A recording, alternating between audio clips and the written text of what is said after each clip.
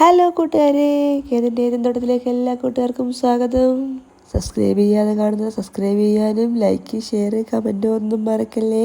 നിങ്ങളുടെ സപ്പോർട്ടാണ് നമുക്ക് എപ്പോഴും ആവശ്യം. അങ്ങനെ ഉണ്ടെങ്കിൽ നമുക്ക് മുന്നോട്ട് പോകാനാവും. എല്ലാവരുടെ സ്നേഹം നമുക്ക് എപ്പോഴും ആവശ്യമാണ്. ഇന്ന് നമ്മളൊരു അടിപൊളി കുക്കിംഗ് വ്ലോഗായിട്ടാണ് എത്തിയിട്ടുള്ളത്. നെയ്ച്ചോറും ബീഫും. അത് കഴിക്കാൻ ആഗ്രഹമില്ലാത്ത മലയാളികൾ ഉണ്ടാവില്ലെന്നാണ് എൻ്റെ ഒരു വിശ്വാസം. എനിക്ക് ഭയങ്കര ഇഷ്ടമായിരുന്നു. പക്ഷേ ഇപ്പോഴാണ് എനിക്കത് ഉണ്ടാക്കാൻ പറ്റിയത്. അപ്പം നിങ്ങളുമായിട്ട് അതും കൂടി ഷെയർ ചെയ്യാമെന്ന് വിചാരിച്ചു. അപ്പം നമുക്ക് തുടങ്ങിയാലോ. നമുക്ക് ആദ്യമായിട്ട് അരി എടുക്കാം. ഞാൻ ജീരകശാല റൈസാണ് വാങ്ങിയത്. അതൊരു 3 കപ്പ് 240 ml 3 കപ്പ് എടുത്ത്. നമ്മൾ ഏത് കപ്പ് എടുക്കുന്നു ആ കപ്പിനായിരിക്കണം വെള്ളവും എടുക്കേണ്ടത്. ഇത് കപ്പ് വേണമെന്നൊന്നുമില്ല, ഗ്ലാസ് ആയാലും മതി. നമ്മുടെ വീട്ടിലിപ്പം ഗ്ലാസ്സിലല്ലേ അരി അളന്നിടുന്നത്, വീട്ടിൽ ആവശ്യത്തിന് എത്ര അങ്ങനെ അളക്കുവാണെങ്കിൽ ആ അളവിന് തന്നെ വെള്ളം ഒഴിക്കണം. നമ്മൾ ഇത് കുതിരാനായിട്ട് കുറച്ച് വെള്ളം ഒഴിച്ചിട്ട് അത് അളക്കുകയൊന്നും വേണ്ട. അത് നമ്മൾ കുതിരാനുള്ള വെള്ളം, അതിൻ്റെ നെകരെയുള്ള വെള്ളം ഒഴിച്ചിട്ട് 10 മിനിറ്റ് വെക്കണം. നമ്മൾ കഴുകുന്നതിന് മുമ്പല്ല വെക്കേണ്ടത്, കഴുകിയ ശേഷമാണ് ഇങ്ങനെ മേലെ വെള്ളം ഒഴിച്ച് 10 മിനിറ്റ് വെക്കേണ്ടത്. അരിയൊക്കെ അത്യാവശ്യം കുതിർന്നൊക്കെ വന്നിട്ടുണ്ട്. നമ്മുടെ അരിയൊന്നും പൊടിഞ്ഞൊന്നും പോയിട്ടില്ല. ഞാൻ പല വീഡിയോസിൽ കണ്ടിട്ടുണ്ട് അരി പൊടിയെന്നൊക്കെ, പക്ഷെ ഒന്നും പൊടിഞ്ഞിട്ടില്ല. അതിന് വേണ്ട ഇൻഗ്രീഡിയൻസാണ് ഒരു മീഡിയം ടൈപ്പ് സവാള, ഒരു ക്യാരറ്റ്, ഒരു തക്കോലം, 4 ഏലയ്ക്ക, 5-6 ഗ്രാമ്പു, ശകലം ഒരു 3-4 കുഞ്ഞ് കഷ്ണം പട്ട, പിന്നെ അണ്ടിപ്പരിപ്പ്, മുന്തിരി, അതൊക്കെ അവരവരുടെ ആവശ്യത്തിന്. പിന്നെ നെയ്യ്. നമ്മുടെ ഒരു ചൂട് കട്ടിയുള്ള പാത്രം അടുപ്പിൽ വെച്ച് ചൂടായ ശേഷം അതിലേക്ക് വെളിച്ചെണ്ണ ഒഴിച്ചു. ഇത് 4-5 സ്പൂൺ വെളിച്ചെണ്ണയും പിന്നെ കുറച്ച് നെയ്യും കൂടെ ഒഴിച്ചു. നമുക്ക് സവാള വറുത്തെടുക്കാൻ വേണ്ടിയുള്ള എണ്ണയാണ് ഇത്. ചിലർ സൺഫ്ലവർ ഓയിൽ ചേർക്കുന്ന പറയും, ഞാൻ വെളിച്ചെണ്ണ തന്നെ ചേർത്തേ. അതിലേക്ക് നമ്മൾ അരിഞ്ഞു വെച്ച സവാളയുടെ പകുതി എടുത്തിട്ടുള്ളൂ. ഒരു മീഡിയം സൈസ് സവാള ഞാൻ എടുത്തിട്ടുള്ളത്. അതിൻ്റെ പകുതിയാണ് വറക്കാനായിട്ട് ചേർത്തിരിക്കുന്നത്. അത് നന്നായിട്ട് ഇളക്കി കൊടുക്കണം. ഞാൻ ഇൻഡക്ഷനിൽ വെച്ചിരിക്കുന്നതുകൊണ്ട് എനിക്ക് ചെറിയൊരു പേടിയുണ്ട്. അതുകൊണ്ടാണ് ഞാൻ പെട്ടെന്ന് നോക്കി നിന്നത്. അതെല്ലാം സവാളയൊക്കെ മൂത്ത് വന്നിട്ടുണ്ട്. അപ്പോൾ നമുക്കത് കോരി ഒരു ബൗളിലേക്ക് മാറ്റാം. നമ്മളെപ്പോഴും ഏത് സാധനം കോരുമ്പോഴും ഫ്ലെയിം ഓഫ് ചെയ്യുക, കുറച്ചിടുകയല്ല, തീ ഓഫ് ചെയ്യുന്നതാണ് നല്ലത്. അല്ലെങ്കിൽ നമ്മൾ ലാസ്റ്റ് കോരുന്നത് ആദ്യം കോരുന്നതിനേക്കാൾ കളർ ചേഞ്ച് ഉണ്ടാകും. അതേ ഓയിലിലേക്ക് തന്നെ നട്ട്സും കാഷ്യൂ നട്ട്സും റൈസിൻസും കൂടെ നമുക്കിട്ട് മൂപ്പിക്കാം.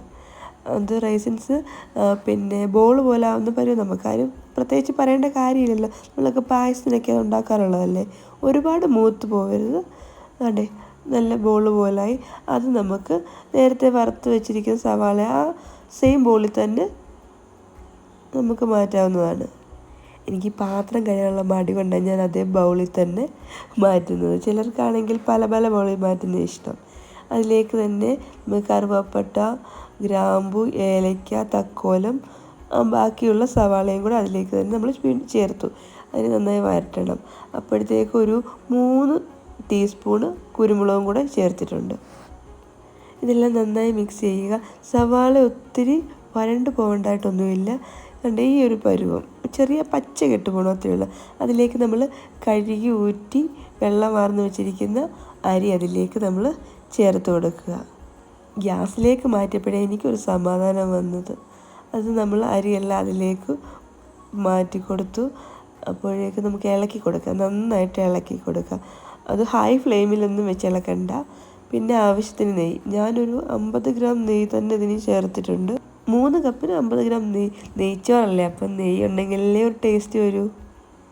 ഇതിലേക്ക് നമുക്കിനി വെള്ളം ആഡ് ചെയ്യാം.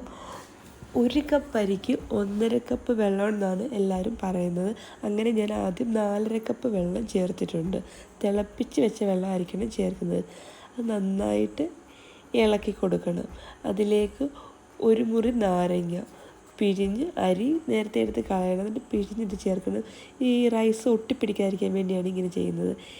എൻ്റെ ഒരു അനുഭവം വെച്ച് ഈ 4.5 കപ്പല്ല 5 കപ്പ് വെള്ളം നിങ്ങൾ ചേർക്കുന്നതാണ് കറക്റ്റ്. അതിലേക്ക് നമ്മൾ ഉപ്പും ചേർത്ത് കൊടുത്തിട്ടുണ്ട്. 1.5 ടീസ്പൂൺ ഉപ്പ് ചേർത്ത് കൊടുത്തിട്ടുണ്ട്. ഞാൻ വെള്ളത്തിൻ്റെ കാര്യം പറയാൻ കാരണം, ഞാൻ ഇതിനിടയ്ക്ക് ഒരു 1/2 കപ്പ് വെള്ളം കൂടെ ആഡ് ചെയ്യേണ്ടി വന്നു. ഇടയ്ക്ക് ഞാൻ എടുത്ത് നോക്കിയപ്പോൾ അരി വെന്തിട്ടില്ല. അതുകൊണ്ട് 1/2 കപ്പ് വെള്ളം കൂടെ ചേർത്ത് ഞാൻ ടോട്ടൽ 5 കപ്പ് വെള്ളം ചേർത്തിട്ടുണ്ട്. എല്ലാവരും അങ്ങനെ തന്നെ ചെയ്യുന്നതാണ് കറക്റ്റായിട്ട് കിട്ടാൻ നല്ലത്. തിളച്ച് വന്നപ്പോഴത്തേക്ക് നമ്മൾ ഒരു ക്യാരറ്റ് കൊത്തിപ്പൊടിച്ച് വെച്ചിരുന്നത് ചേർത്തിട്ടുണ്ട്. ഇത് ചിലർ ചേർക്കില്ല, ഇവിടെ കുഞ്ഞുങ്ങൾക്കൊക്കെ കൊടുക്കേണ്ടതുകൊണ്ട് ഞാൻ ക്യാരറ്റും കൂടെ ചേർത്ത്. പിന്നെ ഒരു കളർഫുള്ളും ആവുമല്ലോ. തുറന്ന് നോക്കി ഇടയ്ക്ക് നമ്മളൊന്ന് ഇളക്കി കൊടുക്കണം. കാര്യം എന്ന് വെച്ച് കഴിഞ്ഞാൽ അടിയിലൊന്നും പിടിക്കരുതല്ലോ, വെള്ളം വറ്റിയോ എന്നൊക്കെ അറിയാൻ വേണ്ടി. നല്ല ചുവട് കട്ടിയുള്ള പാത്രം തന്നെ വേണം ഇതൊക്കെ ഉണ്ടാക്കാനായിട്ട് എടുക്കാൻ. അരി വറ്റിച്ചെടുക്കുമ്പോൾ അതിന് കട്ടി ഉണ്ടായിരിക്കണം. ഇത് നോൾട്ടയുടെ ആണെങ്കിൽ പോലും വലിയ കട്ടിയില്ല. അതാണ് ഞാൻ ഇടയ്ക്കിടയ്ക്ക് ഇളക്കി കൊടുക്കുന്നത്. വീണ്ടും നമ്മൾ ലിഡ് വെച്ചു. പിന്നെ നമ്മൾ വീണ്ടും തുറന്നു നോക്കി. അപ്പോൾ ദാണ്ട് എല്ലാം വെന്ത് വന്നിട്ടുണ്ട്. ഇതിന് മുമ്പായിട്ടായിരുന്നു ഞാൻ 1/2 കപ്പ് വെള്ളം കൂടി ചേർത്തിട്ടുള്ളത്. നമ്മൾ വെള്ളം ഒഴിച്ച ശേഷം 10 മിനിറ്റ്, കറക്റ്റ് 10 മിനിറ്റ് തന്നെ ഇരിക്കണം ഇത് വേവാനായിട്ട്. അതിന് ശേഷം നമ്മൾ ഒരു 2-3 മിനിറ്റും കൂടെ ഈ ഗാർണിഷ് ചെയ്ത ശേഷം ലിഡിട്ട് അടച്ച് ആവിയിൽ ഒന്നുകൂടെ വെക്കുന്നത്. മൊത്തം ഒരു 12-13 മിനിറ്റ് വേണം അരി വേവാൻ. എല്ലാവരും പറയാം 5 മിനിറ്റ് മതിയെന്ന്.